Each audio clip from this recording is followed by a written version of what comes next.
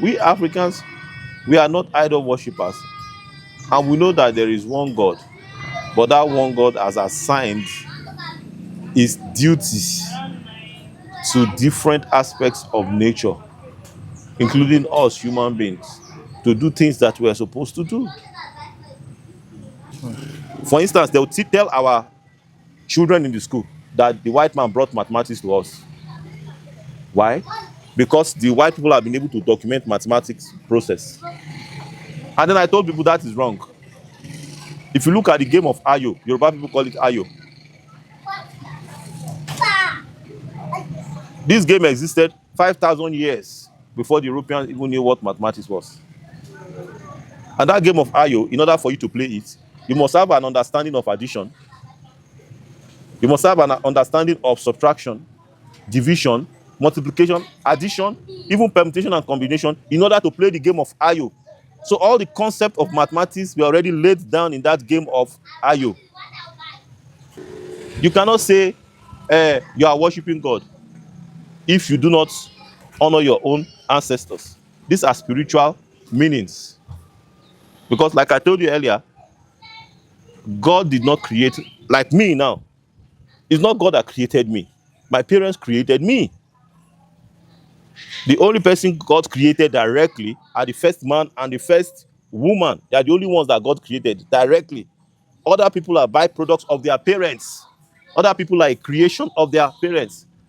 So by inference, we can say God created us, but by direct understanding, you know that you are created by the coming together of your parents. So your parents are like a representation of your God who created you. So you have to honor them. So that the Bible says honor your father and your mother so that your days may be long on this earth. They didn't say honor them when they are alive only. Honor them even when they have passed away. So societies that fail to honor their ancestors, they always go down the drain. They don't make progress. Because you can't tell me that the people God have assigned to create you, you don't honor them, yet you think you can honor the actual God who created the original man. It's like saying, no, I don't respect my father, but I respect my grandfather, or I respect my great-great-grandfather. It's not possible. Good morning, good afternoon, good evening, wherever you're watching us. This is the Okwani Trumpet, the voice of the Okwani people. Today, we are here to discuss with our learned colleague. We're here to discuss the concept of idol worship in the context of African traditional religion. Our guest has unique perspective on the topic, and we are looking forward to hearing his thoughts. Well done, sir. You're welcome to Okwani Trumpet. At this moment, we would like you to introduce yourself to our audience. My name is Solomon Utwedo. My grandfather Utuedor, Iteme, is from Umege, and then he lived most of his life in Ubiaroko. And I came here to visit with my relatives in Ubiaroko. It is good to commune with your people. It is through this connection that you got to understand one or two things, your relative, to know them more. So I appreciate the fact that you remember your roots. Yes. You're welcome. Thank you. In our language, Ukraine language, if you want to greet, we say Ajesa. So Ajesa. Thank you. Today I have introduced the reason why we're here. So let's go straight to the point. Yeah. What are your thoughts on the categorization of African traditional worship as idol worship? There's a big misconception out there that our African ancestors were idol worshippers. And this misconception was brought about by the religious organization, particularly Christian organizations. When they came to Africa, they saw people praying with deities, and then they assumed that the people praying with those deities are worshiping those deities. But it is a misconception. Those deities are symbols and documents that tells stories, spiritual stories, philosophical stories, intellectual stories, that explain the various aspects of life of the people. So the people are not worshiping those idols. Example is some of those idols could be historical documents of things that have taken place in the past in the community. So they get people who are artists to document those events in form of an image carved in a wood. And for some families, those things have spiritual importance. Some people can trace the lineage of their family through those deities that are carved. When they look at those deities, they pass it from generation to generation. They can look at the deity and say, okay, this part of the deity represents the first generation of our ancestors. This part of the deity represents the second generation, third generation, and so on. So those things are not things that they are worshipping.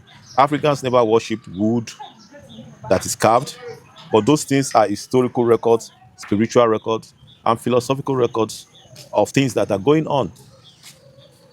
So, for instance, now you can even have the sculpture of Ogun. Ogun in Yoruba people is like the god of iron. They believe that the forces of nature that control iron is Ogun. So the Ogun worshippers, when they have that image in their shrine, they are not bowing to that thing. They are communicating with Ogun as a representative. In the spirit, it's taking place in their mind, not in that object. That object is just a symbol representing of what is going on in their mind. You know, like the Igbe. They are not worshiping water, but they believe that water is like a messenger of God and has spiritual powers for all kind of things. So the water you are seeing is a symbol of what water is doing spiritually. So when the Europeans came and they saw us with all these deities, I call them deities, not idols, because the African people don't worship them. They pay homage to them. Homage is different from worship. If you do something for me now, and I appreciate what you're doing for me, I will say, take this as a show of appreciation. Or I try to honor you in the best way that I can. It's more like us giving honor to forces of nature that have been helpful to us. So if people are paying homage or they are giving respect to Ogun or Shango or water as in Igbe, water has a life of its own. There's a spirit controlling water. So the people who are practicing like the Yemoja or Oshun or Igbe, then the Europeans come and say, oh, those people are worshiping idol. No, water sustains your life, gives you food. Without the water, the plants cannot survive. Without water, you'll be thirsty. Without water, you cannot wash your clothes. There's a lot of things you cannot do without water. So when the people, the African people say, okay, this force of nature, which is water, we need to pay homage to it and show it that we are grateful for what it's doing, and in some cases even ask for its blessings. So the Europeans don't understand it like that. They assume that, okay, we are worshiping inanimate things. And if truly these things are inanimate, like the Europeans say, how come they are able to bring life? How can something that is non-living be able to bring life to a living thing? All of us human beings, we drink water. And water renews our life. So how can you say something is an idol, something that doesn't have breath, something that doesn't have life, will give us living beings life? That's not possible. It takes something that has life in it to be able to sustain another life. So when we drink water, water already has life in it. It has its own spirit that controls it. So when we drink it, it gives us life. So what I'm trying to say in essence is that all those things that they say Africans are idol worshippers is wrong. Our ancestors have never worshipped idols. Those deities you see in their shrine, in different places where they pray, these things are for symbolic purposes. These things are like people reading the Bible. It's like maybe you are reading the book of Psalm. Somebody is looking at a deity of something, of Ogun, of a family, of a philosophy in a community, and they're able to understand and interpret the meaning and base their communication with the spirit world on the interpretations of this object, which people are calling idol. So They can remember it. Say, oh, the first generation of our ancestors will pay homage to so person. The second generation of our ancestors is also engraved in that deity. Ah, we honor you. Oh. The third generation of our ancestors, we honor you. The fourth generation of ancestors, we honor you. You know, I don't want to be repeating it. I want to ask a question. Yes. Do you think labeling African traditional worship as idol worship accurately describe our religious practices? Well, Africa didn't have religion. Religion is actually made to control people. We have a spiritual system where individuals can communicate directly. My grandfather had a shrine in his own house. He didn't go to any house of worship on a particular day. He would pray in his shrine as he is moved or based on their own tradition. Different African cultures have their own tradition. We have traditions, but we don't really have religion where there's a central figure telling everybody what to do. So if I have a deity in my own house, it's based on a laid down tradition of our own ethnic group. And we try not to impose it on other group of people, like some of the modern religion do that says, okay, oh, if you don't believe in so thing, you are going to hell. Africans didn't have that kind of belief. They know that each family or each community or each group have their own tradition, and they respect it and they allow them to practice their spirituality, which is the way they communicate with spiritual forces or spiritual powers or communicate with God in their own way. So we don't really have religion. We have spirituality. And that's why I said we don't worship idols. All those things you see have symbols and they have meaning. Go to anybody that has a shrine in their compound. Ask them, this deity that is here, what is the meaning? They will explain the meaning of that deity to you. What it reminds them of, which event occurred, and things like that.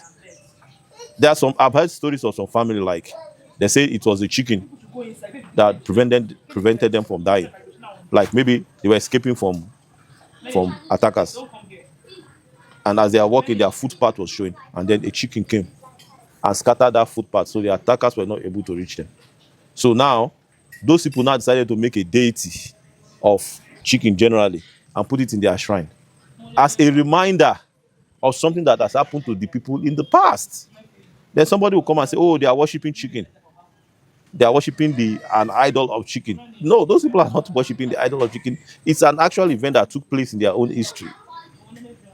And that deity is a reminder of that event. And because of that, they might say, okay, our lineage, we are not eating chicken because chicken have been able to preserve our life. So that is the thing about African spirituality, which was misconstrued by the Europeans to mean Idol. idol, like the ones they stole in Benin. If you go to YouTube, you'll see it there. The Oba of Benin told them they went to Benin and steal all the artifacts in the palace. Those artifacts are important objects that has a spiritual and a philosophical and intellectual value to the people of Benin people. And then the white man say, oh, they are worshiping those things. The Benin people are not worshiping those things. Those things have been in their lineage for generations as a reminder of the things that has happened and the way they communicate with God. So the white man took it and put it in their museums. But those things are very significant to those families because it reminds them of certain historical events, even in the kingdom there. The way they communicate and do things are kind of inscribed in those artifacts. When Queen Elizabeth went to visit the Oba of Benin, they have a sculpture of that visit. So now, if they put that sculpture of that visit, maybe in the Oba Palace now, then a white invader comes in and sees it and says, are they worshiping that thing? The people who carved that scene on that wood will tell you, oh, this thing is a reminder of the visit of the queen to the Oba. It's not an idol. So, like I said, we Africans, we are not idol worshippers. And we know that there is one God. But that one God has assigned his duties to different aspects of nature, including us human beings, to do things that we're supposed to do. I want to ask a question again. I appreciate your responses so far. How did the misconception of African traditional worship being labeled as idol worship come about? It's because the Europeans, excuse me, the Europeans don't understand. They don't understand symbols. They don't understand the misconception. They don't understand African spirituality. Let me put it that way. They don't understand symbols. And it's also a negative, is to depict us as a negative people, or rather stupid people, who are worshiping inanimate objects to make us look like we are even foolish in some cases. Let me give you an example. They say Mongo Park discovered River Niger. And it is in our textbooks. You see what I'm saying? This Yes, is sir. how the Europeans interpret things. They say Mongo Park discovered River Niger. How can Mongo Park discover River Niger? That It's already in existence, sir. people have been bathing in that river. The people there have been living in that river. The people there know the source of that river. And they write and say Mongo Park. So that same misconception is what they used in our idols. They didn't ask the people, what is the meaning of this idol? Or, excuse my language, it's not idol. What is the meaning of this deity? An idol is not necessarily a physical thing. An idol can be something of the mind. So when we reduce idol to just objects, we are making a mistake. Our ancestors know what idol means. Anything that you reverence more than God is an idol. A deity that you put in your house is not an idol.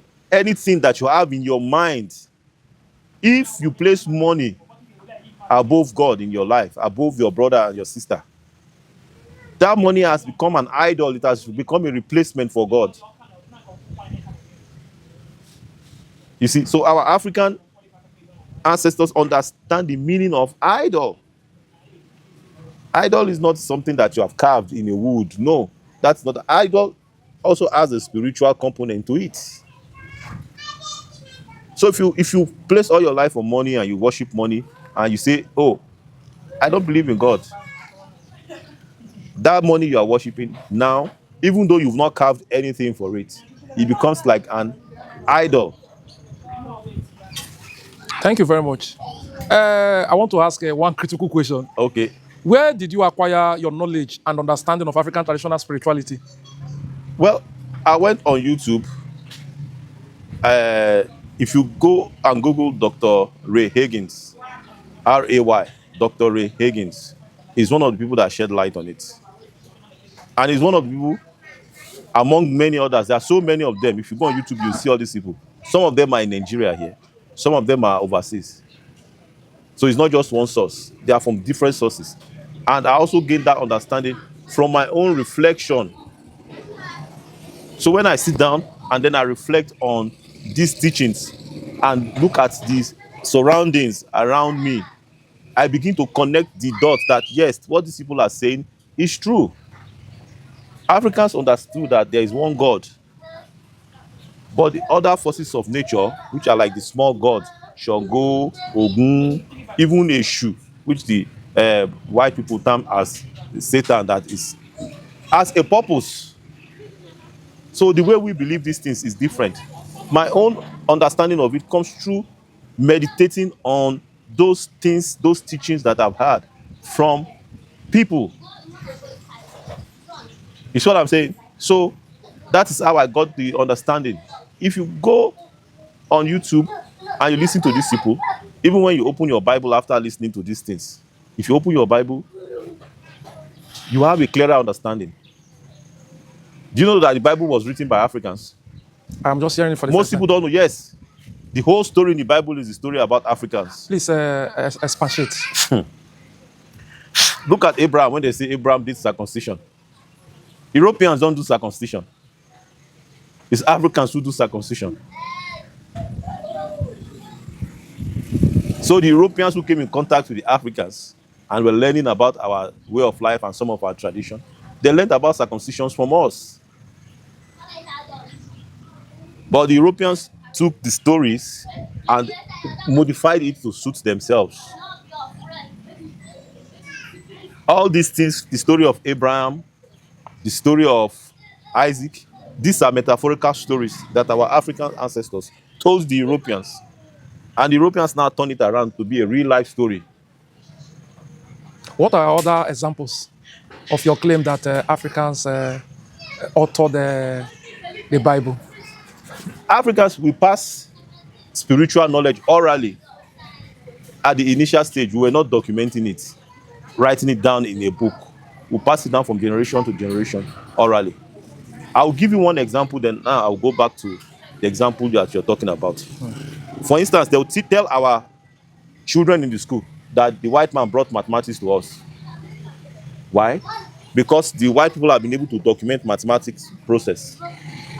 And then I told people that is wrong. If you look at the game of Ayo, Yoruba people call it Ayo. This game existed 5,000 years before the Europeans even knew what mathematics was. And that game of Ayo, in order for you to play it, you must have an understanding of addition. You must have an understanding of subtraction, division, multiplication, addition, even permutation and combination in order to play the game of Ayo. So all the concept of mathematics were already laid down in that game of Ayo. But we didn't write it down in a book. So an African child that has never been to any formal school will play that game of Ayo than even a child that has learned arithmetic in the school. You see, it's the same thing with biblical stories.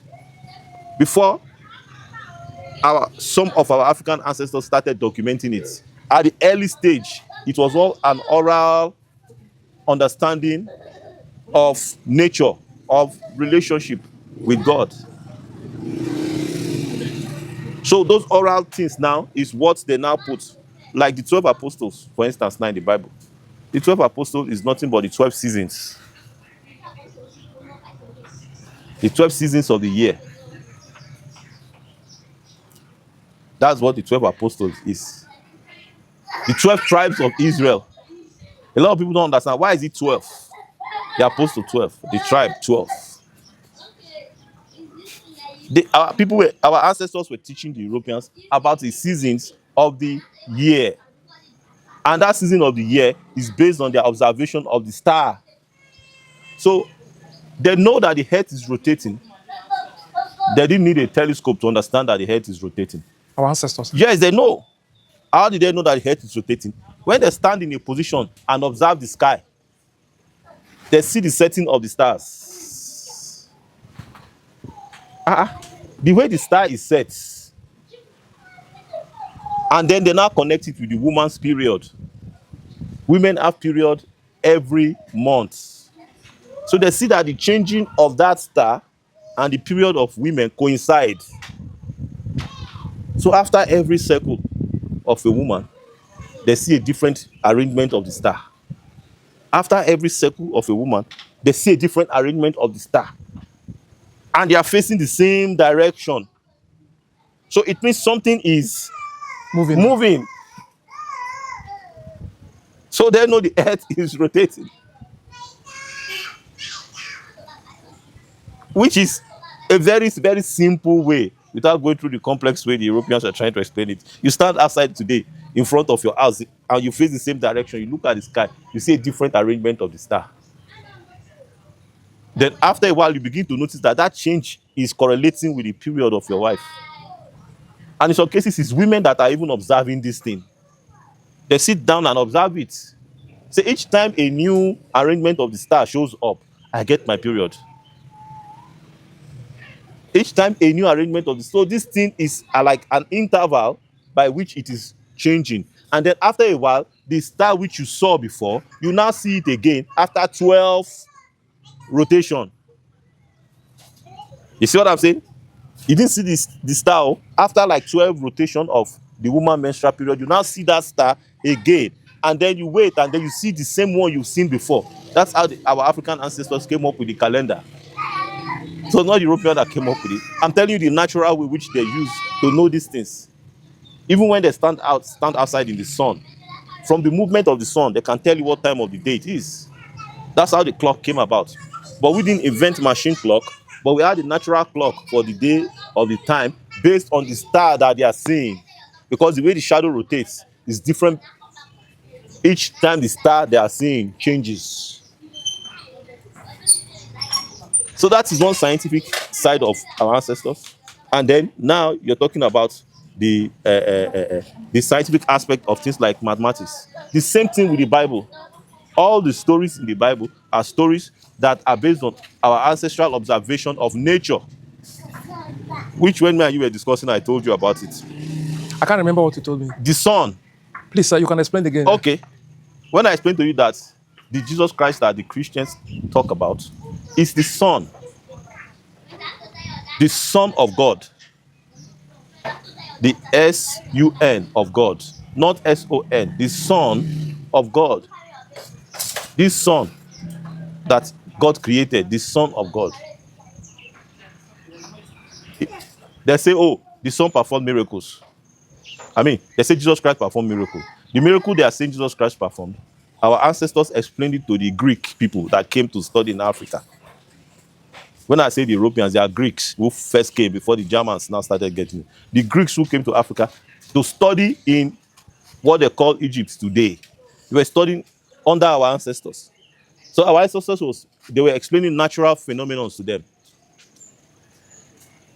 The Dead Sea Scroll that we're talking about are documentation of Egyptian scholars who now decided that, okay, this understanding, we have to start recording them now. And it's the compilation of those things now that became today's Bible. There are even some parts of the Bible that have been eliminated. They removed some parts of the Bible. If you go and look at the Ethiopian Bible, there are some books in the Ethiopian Bible, which is the original one, that are not in this modern day Bible. Because those things, if people begin to read it, it will make them understand that some of these things that these people are talking about in the current Bible is incomplete. So the example like I was giving you the other time when I said, okay, Jesus Christ walked over water. Jesus Christ walking over water is a simple observation of our ancestors, of the sun, the image of the sun, which you can still see today. Go outside, anywhere you see water, you see the reflection of the sun going over water. That was what they were explaining to them, that Jesus Christ, which is the sun, was walking over water. Jesus Christ turning water into wine. The sun is still doing the same thing today, because the sun gives the palm tree the ability to take regular water from the ground and convert it into palm wine that we drink. Without the sun, the palm tree will not be able to do that thing. So they say Jesus Christ converted water into wine. But what our ancestors were telling them is that the sun, which is what the Christians call Jesus, the sun has the ability to convert water into wine. How does it do it? It does it through the palm trees, through the plants, through the berries, through the juice, through the fruits that these things bear. Jesus Christ resurrected somebody. You go and bring a seed of beans that looks like it's dead, and you plant it in the ground. And then this seed now comes back into life, which is what is called resurrection. A seed of beans that has been there for days or months look like it's dead, but there's still life in that seed.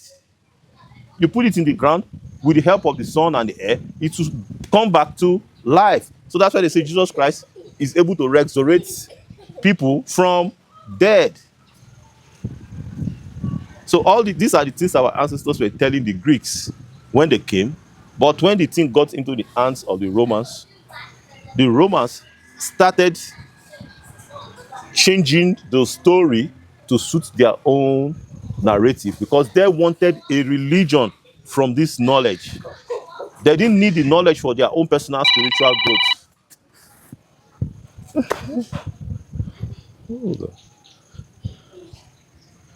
You know, You said they don't need the knowledge for their own spiritual.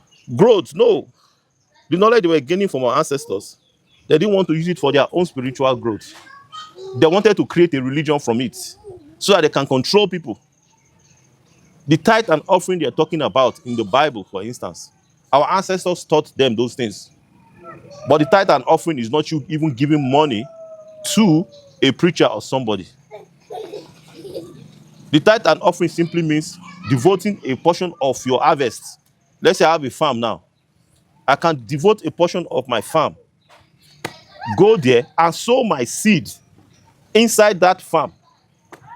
But the purpose of that seed will not be for my own personal consumption, but will be for the society, to feed the hungry, to feed the less privileged, which if we apply that principle today, we can even almost eliminate poverty in our community. Okay, it says, okay, sow your seed will multiply. If you put tithes, your seed will multiply. Those things are actual things that they told the Europeans, but the way they were doing it is not giving it to a preacher.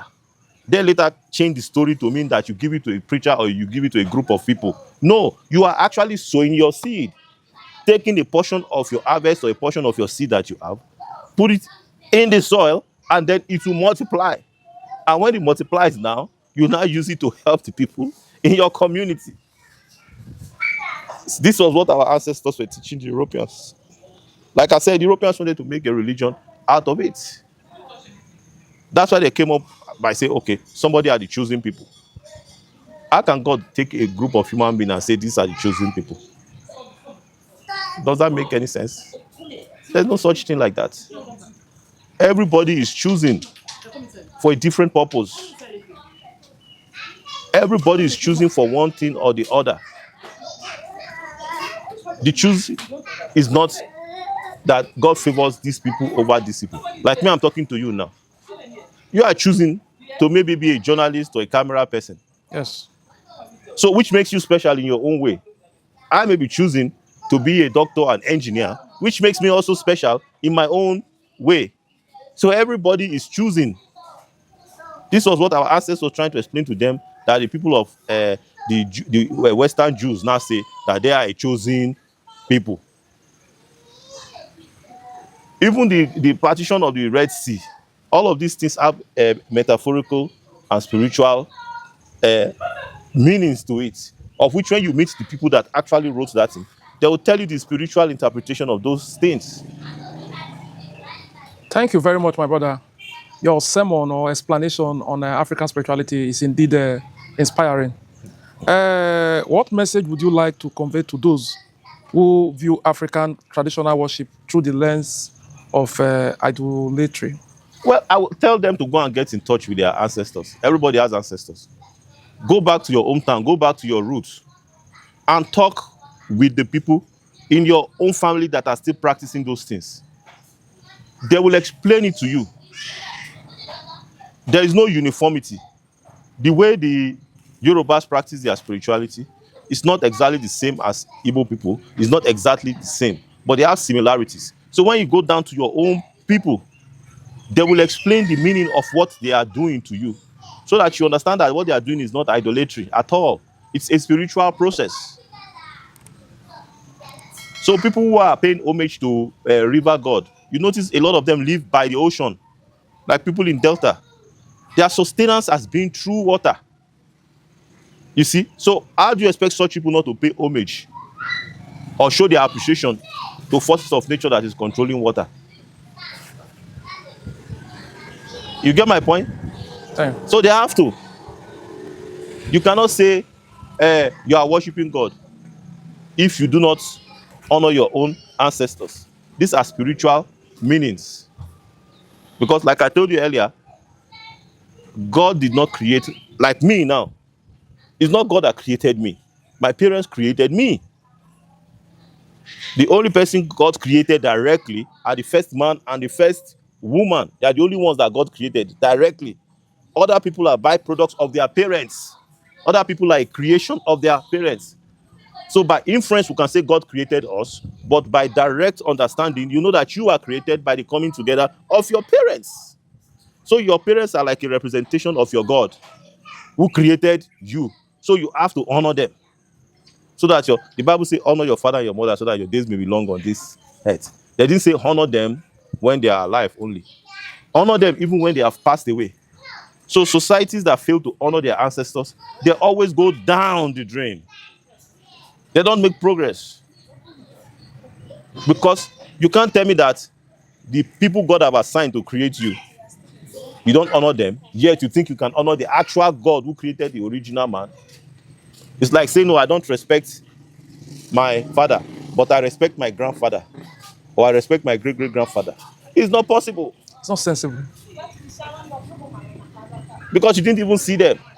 So when people say, oh, yes, they don't want to worship that is also what the Europeans say. They say worship of ancestors. We as black people don't worship our ancestors. We honor them.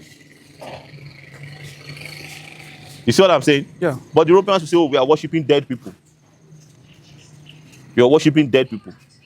Yet in the same Bible, in some of the religious beliefs, go to the Bible, when they are praying, they'll say God of Jacob, God of Isaac, God of Joshua. So you see what I'm saying? So somebody can say God of Abraham, God of Moses, God of Isaac, but I cannot say through my own ancestors, God of Iteme, God of Utuedor, God of Itoje. You see what I'm saying? Yes, sir. Are we not both saying the same thing? The same thing. Is there any final message or perspective you would like to share regarding the understanding and appreciation of African traditional spirituality? I believe our African spiritual system should be introduced into our schools so that the children can start learning it at a early age. Like in the Delta area where Igbo is common, those things should be taught in our primary schools. You have Christian religious knowledge in the primary schools. You have Islamic religious knowledge in the primary school.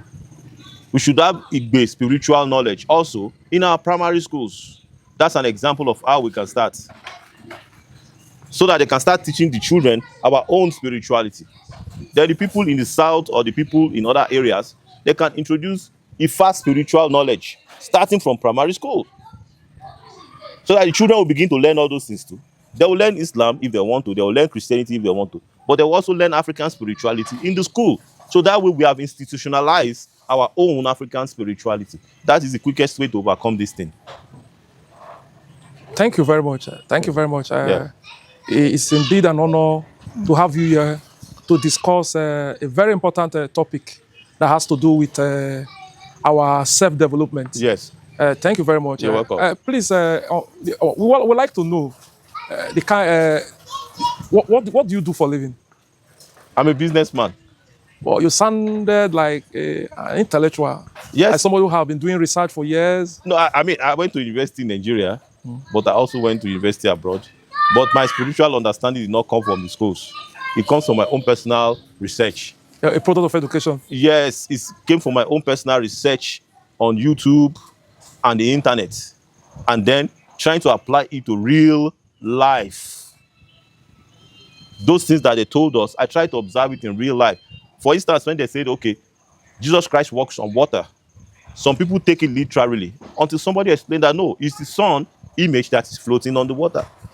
Or Jesus Christ converting water into wine. Then when they say the sun is doing the same thing, I'm like, how is the sun converting water into wine? Then I seem like, oh my goodness, yes.